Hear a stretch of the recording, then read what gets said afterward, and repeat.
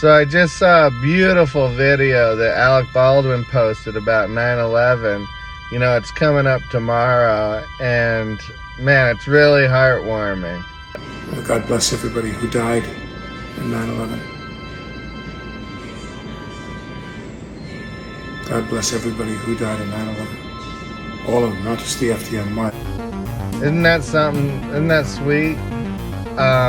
It kind of got me thinking about another tragedy that happened around this time of year, and it was 2 years ago, and it's when he shot that woman in the face and killed her on set of the movie Rust, and that's actually coming up in October 21st.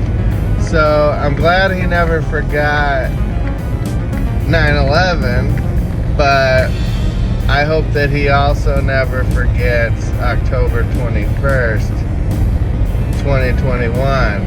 So anyways, if he doesn't know what to say in a video, maybe he could say something like this. God bless everybody who died as a result of that horrible day. Hello, this one's for the animal lovers out there / wacky mishap lovers.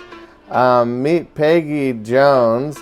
She was out in Texas doing some yard work around the house when a hawk flew overhead, and it was holding a snake, and it dropped the snake on her, and then the snake started attacking her arm and wrapped itself around her.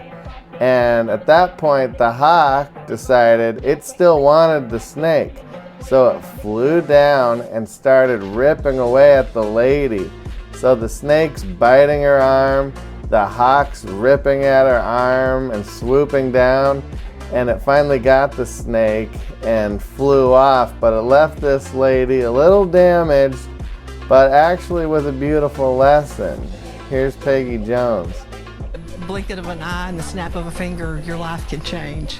And you don't know if it's going to be a hawk and a snake or a car wreck or whatever. I just love everybody and everything more. Even when I eat a piece of chocolate, it tastes so much better now than it did. Of course, you can always depend on the local news to have those hilarious jokes that we all long for at moments like this. It's fine. Well, now she's got to get a tattoo on that arm of the Mexican flag, because look at this. There you go. A hawk and a snake at the same darn time. A snock? Did you know the definition of insanity is to repeat the same action over and over again and expect different results? Did you know that I've heard you repeat that definition 10 different times in public, expecting people to be impressed each time, but they're not, because everybody's heard that before? We shouldn't be surprised. We all should have known. 'Cause he even played a piece of shit on that 70s show. Creepy little sideburns and curly white guy hair. Everybody knew by the way he looked, by the way he glared. He was a piece of shit. He was a piece of shit. Everybody should have known. He even played an asshole on that 70s show. He's got creepy curly hair. Creepy curly hair. Creepy white guy curly hair. Oh yeah. Creepy white guy curly hair. Man, all these movies have been so disappointing lately. I mean, Barbie sucked, Little Mermaid sucked, the new Super Mario was just boring. I mean, come on, I was really looking forward to those. Does anybody even care what the kids think about these movies anymore? Or are they just all for adults now? You got the parents all cuddled up in the living room, watching kids' movies, eating pizza and ice cream. And the kids are off in their bedrooms monetizing their TikToks and starting online businesses. You're telling me Jimmy Fallon created a toxic work environment? Not Jimmy. He was so sweet and lovable and childlike. Anybody but Jimmy. Of course he created a toxic work environment. You see, there's two Jimmys, the good Jimmy and the bad Jimmy. The good Jimmy gets all used up entertaining you people, giggling and dancing and singing with Ariana Grande. And when the cameras stop rolling, that's when bad Jimmy comes out. The I drank a little too much Jimmy comes out. The I don't got time for your goddamn bullshit Jimmy comes out. You think his laughter's the only thing he has trouble suppressing at work? Wait a minute. Hugh Hefner was abusive? No, not my Hugh. That's not the Hugh that we all know and love. Nobody ever thought Hugh Hefner was a good person. He was a 90-year-old man who dated 6 women at once.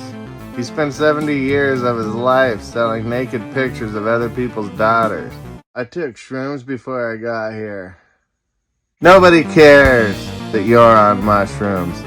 You want a psychedelic trip is like sending a pug backpacking through Europe for the summer. You're not coming back with any interesting stories. Cut it out with the goddamn mushrooms. Everybody hates that you're on mushrooms. I'm worried about my jokes being too edgy and getting myself canceled. You're not important enough to be canceled, and the 6 people you're performing for at the dive bar don't care either.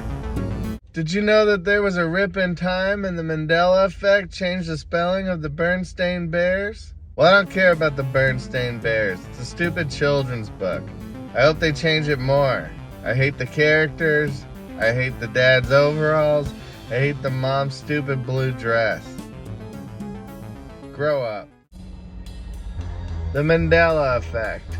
It's a very fun concept in theory, you know. I think a lot of people have fun with it. In fact, a lot of people call it the Mandala effect because that sounds like some magical thing, you know. The Mandala effect is taking a hold of us all. For example, let's take Luke.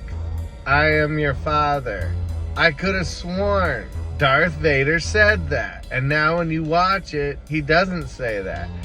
What's going on? It's the Mandela effect. But in reality, you were a kid and you saw Chris Farley talking into the fan. La la la, Luke, Luke, I am your father. That's like walking around and going, I could have sworn Grandma's house was a lot bigger. I mean, when I was a little kid, this room was huge. And for some reason now it's smaller. The playground, that slide used to be like 10 feet tall. Now it's only about 5 feet tall. What's going on? What's going on here? And remember when they used to call spaghetti paschetti? I could have sworn that that's how you said it. And now all of a sudden you're telling me it's spaghetti, not paschetti? I think we need to pull it together as a society and go, oh yeah, maybe I was just a stupid little kid. And I didn't know about anything, really. And I shouldn't depend on my childhood memories to carry me through my adult life. I don't know about you, but I hate when I'm walking down the street trying to go about my day and there's one of these CrossFit classes where they let everybody run out of the facility and start doing their weird CrossFit stuff on the sidewalks. I don't like that. They're charging by you, like pulling a tractor tire with their teeth or something repulsive like that, crawling across the floor, doing that frog leap or something stupid like that.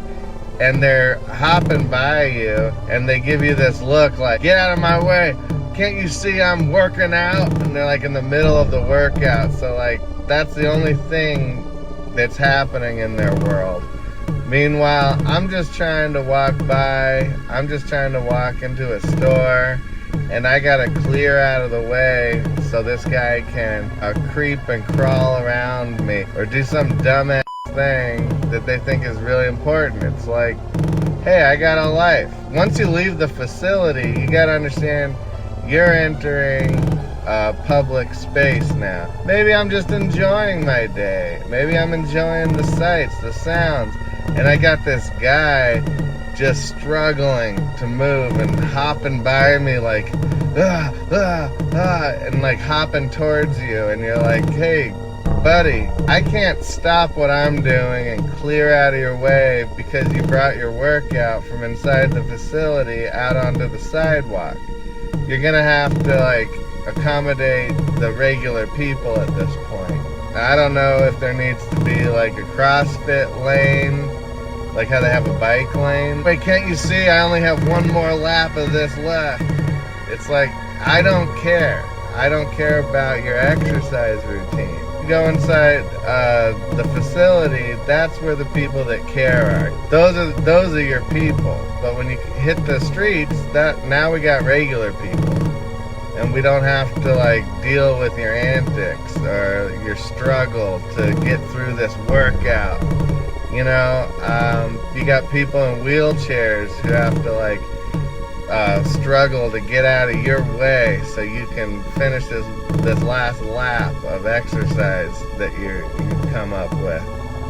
They need to know you're in regular people's way.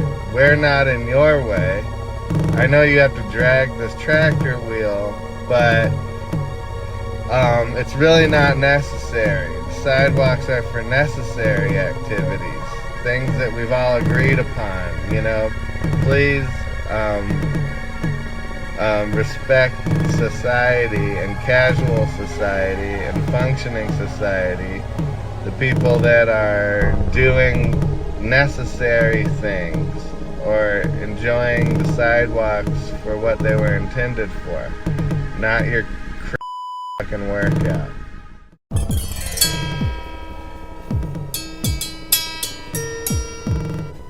I've been buzzing around Netflix, checking out all these different stupid shows, and they've got a bunch of new dating shows. I noticed that they're starting to insert a bunch of these shows where there's people with disabilities. Why are there always the same kind of disabilities that get used? Like, there's certain disabilities that are deemed sexy. There's no dating show for people who have that syndrome where they get really puffy legs and they gotta like 2-3 hours a day lay on their back and keep their legs in the air because they get like puffy legs. I know James Blake's girlfriend has that. She's always posting about something new. This week she's talking about, hey, I got puffy leg disease. And no one's trying to do matchmaker situations with them.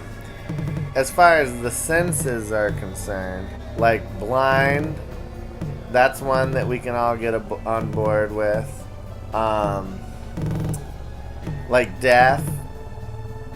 I'm trying to think of names for these shows. Hard of hearing. Yeah, there's shows like that. You know, even like autistic, they have like Love on the Spectrum. And it's funny though, because like they don't have like tasteless love. Like people who lost the sense of taste. That's not interesting to us. That's not sexy. That doesn't get our interest. There's got to be some interesting dynamics going on there. Nobody cares about that. They don't have people who can't smell, you know?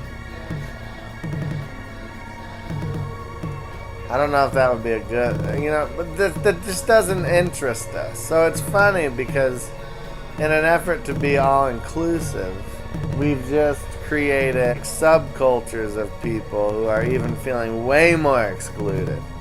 At least before it was like, we want attractive, drunk people on our dating shows. Successful people. Bitchy people. People with disorders, like personality disorders. Like, they don't have, like, the wheelchair of love. You know, they don't have I'm looking for real love. They don't have that stuff, and I think they should. Include everybody. Why isn't that sexy? There's no like dating show for like people who are amputees. How much does true love cost? Well, around here it costs you an arm and a leg. I don't know. They just don't even touch it. And that's how it's done, baby. Here on the Clifford Nicgorski Show. Enjoy whatever time period you're about to experience next.